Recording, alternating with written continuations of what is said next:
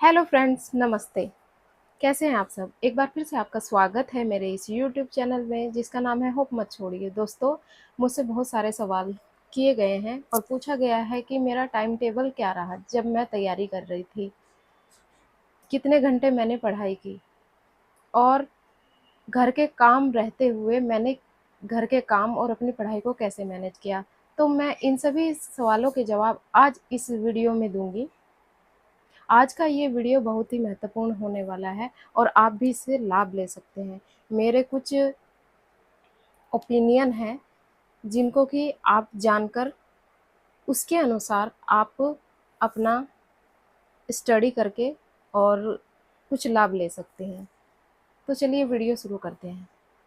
तो दोस्तों, मैं पहले तो आपको ये बता दूं कि हर हर एक इंसान का टाइम टेबल अलग अलग हो सकता है। हर एक इंसान की कैपेसिटी अलग होती है पढ़ने की। कुछ लोगों को तो कम घंटे दे करके, कम समय दे करके ही ज़्यादा समझ में आ जाता है, वो ज़्यादा कवर कर लेते हैं। और कुछ लोग ज़्यादा पढ़कर भी थोड़ा समझ पाते हैं। तो ये सब अपनी अपनी कैपेसिटी, अपनी अपनी अक्षमता के ऊपर डिपेंड करता है। इसमें आप फिर दूसरी बात ये भी है कि आपको कितना टाइम मिल पा रहा है, आप कैसे अपने टाइम का मैनेजमेंट कर रहे हैं, कहाँ-कहाँ से आप टाइम निकाल कर के कैसे अपनी पढ़ाई को दे रहे हैं, ये भी बात डिपेंड करती है, आप कितना टाइम अपनी पढ़ाई को देते हैं। तो वो आप अपने अनुसार, अपने अकॉर्डिंग आप अपनी पढ़ाई को करिए और आगे बढ़िए। तो सबसे पहला सवाल ये है कि मैंने घर के काम को मैनेज करते हुए कैसे अपनी पढ़ाई की।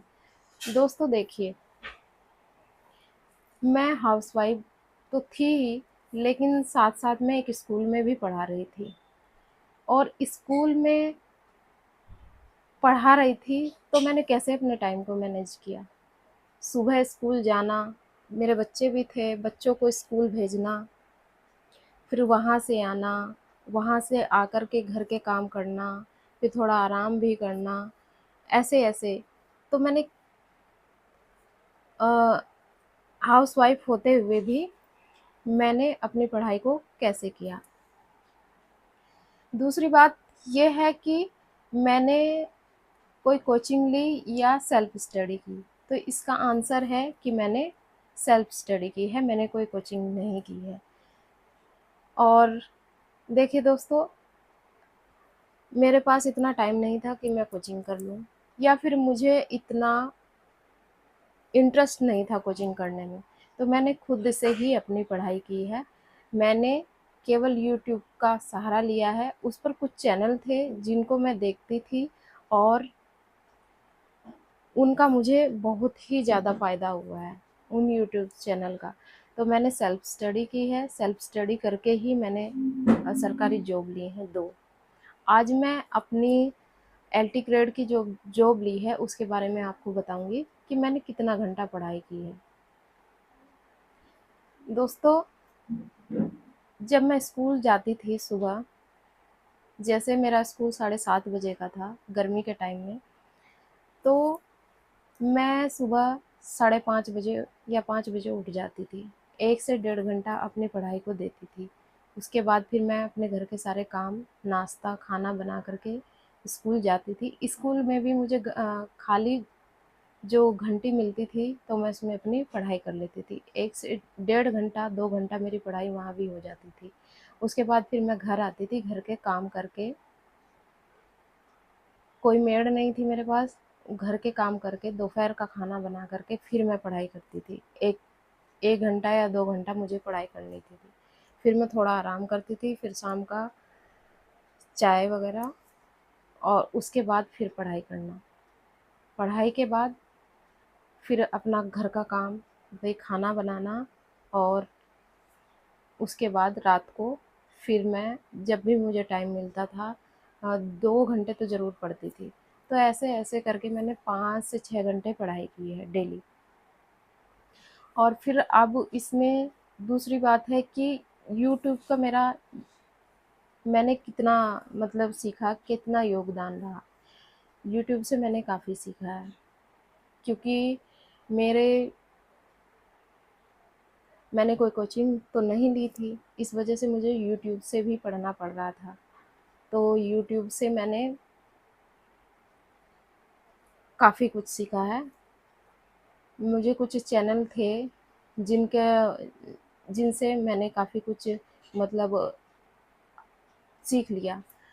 मैं कैसे करती थी ये सब और कितने घंटे मैंने अपनी पढ़ाई को डिवाइड कैसे किया, कितने घंटे मैंने जीके जीएस को दिए और कितने घंटे मैंने अपनी पढ़ाई को दिए। दोस्तों, मैं 5 घंटे अगर पढ़ाई कर रही थी तो मैंने 3 घंटे अपने सब्जेक्ट को दिया है और 2 घंटे जीके जीएस को दिया है। जो दूसरे सब्जेक्ट थे उनको, ज़्यादा फोकस मेरा अपने सब्जेक्ट में था।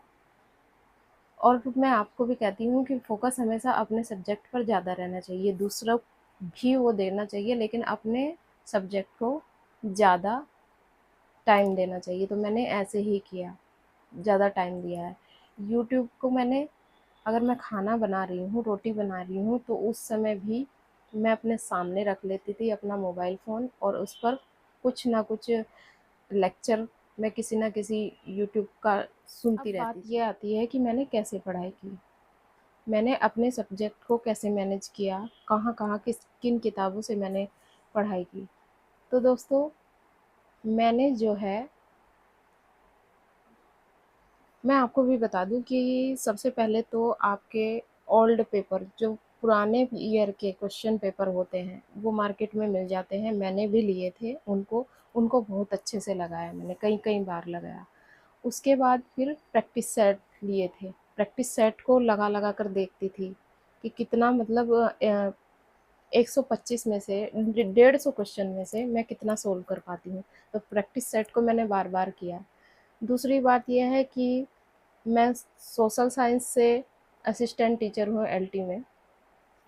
तो मैंने इतिहास और नागरिक शास्त्र, मेरे 2 विषय का कॉम्बिनेशन था। मैंने 9th से 12th तक की जो यूपी बोर्ड की किताबें थीं, उनको पढ़ा। उनसे मेरे कॉन्सेप्ट बहुत अच्छे से क्लियर हुए और मैंने बहुत मोटी-मोटी किताबें नहीं पढ़ी हैं। उन किताबों से मेरा कॉन्सेप्ट क्लियर हो गया। और लूसेंट की जीके पढ़ी मैंने, उसमें से भी बहुत सब कुछ मतलब बहुत कुछ मुझे मिला। यूट्यूब से मैंने बहुत कुछ पढ़ा, फंडामेंटल राइट्स वगैरह, ये सब संविधान के बारे में बहुत कुछ मुझे इधर से जानने को मिला। और उस समय किताबें तो बहुत अच्छी थी। सब कहते हैं एनसीईआरटी बुक से पढ़ना बहुत अच्छा तो होता है, लेकिन मैंने जो यूपी बोर्ड की किताबों से पढ़ा था वो मेरे बहुत काम आया, मुझे बहुत अच्छा लगा। और मैंने अपने नोट्स बना रखे थे। नोट्स बनाना तो मस्ट है। नोट्स आप बहुत अच्छे तरीके से बनाइए, अपने हाथ से लिखिए, उनको हाईलाइट कीजिए। नोट्स बनाना बहुत ज़रूरी है। मैंने किताबों से नोट्स बनाए, यूट्यूब की वीडियो जब देख रही थी उससे नोट्स बनाए। हैंडमेड नोट्स थे मेरे, इधर उधर से मैंने नोट्स नहीं लिए थे। और बाद में लास्ट में मैंने उनका रिवीजन किया। पहले उनको बनाया और बाद में उनका रिवीजन किया। एक एक बिंदु को बहुत अच्छे तरीके से मैंने अपने नोट्स में नोट किया और तब जाकर इस तरह से मेरे नोट्स बने। आप भी अपने नोट्स को बहुत अच्छे से प्रिपेयर करिए।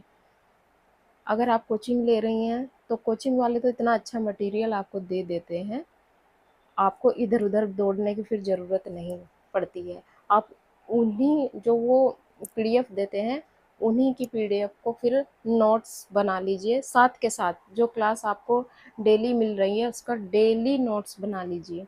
नोट्स प्रिपेयर रहेगा और उसको 3 से 4 बार पढ़िए, 3 से 4 बार पढ़िए, बहुत अच्छे से पढ़िए उन नोट्स को।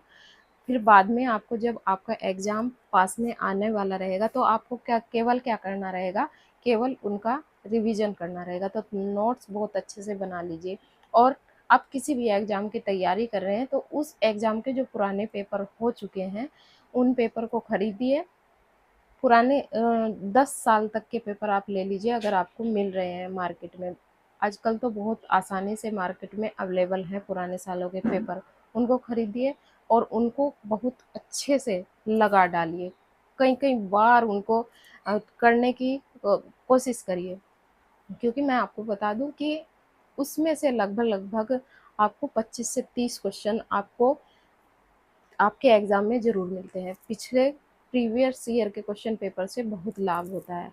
तो आप ज़रूर, जब भी आप किसी भी एग्ज़ाम की तैयारी कर रहे हैं, तो पुराने ओल्ड पेपर आपके पास ज़रूर होने चाहिए। और आपके नोट्स तो बहुत इम्पोर्टेंट हैं ही, नोट्स को खूब अच्छे से करिए। और फिर है नोट्स हो गए आपके, ओल्ड पेपर हो गए, और उसके बाद हैं किताबें। किताबें तो आप जो किताबें पढ़ेंगे उसमें से नोट्स बनाएंगे ही। और ओल्ड पेपर हो गए। प्रैक्टिस सेट, प्रैक्टिस सेट को भी खूब अच्छे से आपको बार बार प्रैक्टिस करनी है। प्रैक्टिस सेट ले लीजिए काफ़ी सारे और बार बार प्रैक्टिस करिए। इससे आपकी जो एक तो स्पीड, आप कितने समय में एक क्वेश्चन को कर ले रहे हैं वो, और बार बार उस क्वेश्चन को आप रिपीट करेंगे तो वो आपको बहुत अच्छे से याद भी हो जाएगा। तो इस तरीके से आप अपना एक टाइम टेबल बनाइए और इन चीज़ों को आप अपने पढ़ाई में शामिल करिए। मैंने तो इसी तरह से किया है। अपने हैंडमेड नोट्स मैंने खुद बनाए थे, प्रिपेयर करे थे, जिनको मैंने पढ़ा है। और मैंने क्लास 10th की बुक, 9th से 12th की बुक को भी खूब अच्छे से पढ़ा था। यूपी बोर्ड की किताबें उस समय आती थी जो बहुत अच्छी होती थी। अब एनसीईआरटी की हैं, एनसीईआरटी के से भी पढ़ते हैं, लेकिन जैसे अब एनसीईआरटी में मान लिया हम 9th से 10th तक का अगर सामाजिक विज्ञान ले लेते हैं इतिहास में, तो हमें वो चीज़ें नहीं मिल पाएंगी। ना ही तो इसमें हड़प्पा सभ्यता है, ना इसमें वैदिक संस्कृति है, गुप्त काल, और कुछ भी नहीं दिया गया है। सीधे फ्रांसीसी क्रांति दे दी गई है, और मतलब विश्व का इतिहास ज़्यादा दिया गया है। तो उसमें जो हमारे यूपी में आता है उसमें से कुछ भी मतलब इतना ज़्यादा नहीं आता। तो उसके लिए आपको अलग से किताब लेनी पड़ेंगी, या फिर आप अगर कोचिंग ले रहे हैं तो हैंडमेड आपको नोट्स मिलेंगे, पीडीएफ मिलेंगे, उससे आप अपने नोट्स बनाना। तो दोस्तों, ये मेरी रणनीति थी। मैं 5 से 6 घंटा पढ़ती थी। इस तरह से मैंने एलटी ग्रेड में सिलेक्शन लिया है। और मैंने प्राइमरी की जॉब ली है, उसके बारे में भी मैं आने वाली अगली वीडियो में आपको बताऊंगी। आप भी मुझे, अगर आपके कोई कमेंट्स होते हैं तो कमेंट ज़रूर करना। कोई आपकी क्वेरी होती है तो वो उसका मैं रिप्लाई करूँगी, और आने वाली वीडियो में मैं आपको और नॉलेज देती रहूँगी। तो फिर मिलते हैं नेक्स्ट वीडियो में, तब तक के लिए धन्यवाद।